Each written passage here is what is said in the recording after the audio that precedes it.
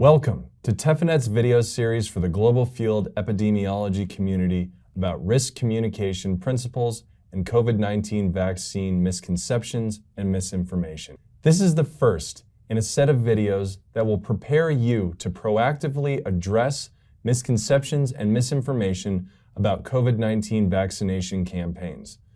By the end of this video series, you will be able to describe misinformation, more easily identify it, and describe key communication guidelines that can be used to correct misconceptions and misinformation about COVID-19 vaccination campaigns.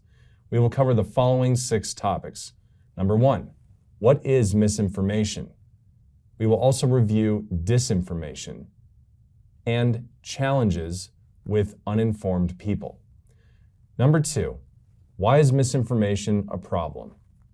You will learn about the role social media plays in its spread and the explanations offered for why misinformation sticks in your memory.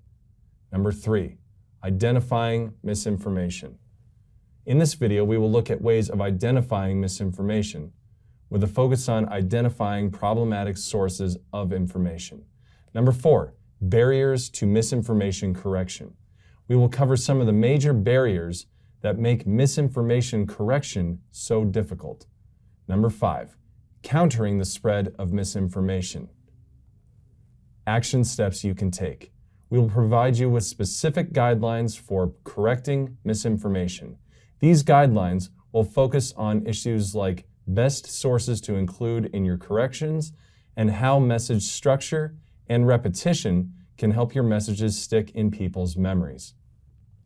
And number 6, a practical example of correcting misinformation. Lastly, we will put some of these tactics into action by addressing an actual piece of misinformation about the COVID-19 vaccines. We are glad you are joining us for this series and hope you find these materials beneficial. To get more information on misconceptions and misinformation, please watch the last video in this video series.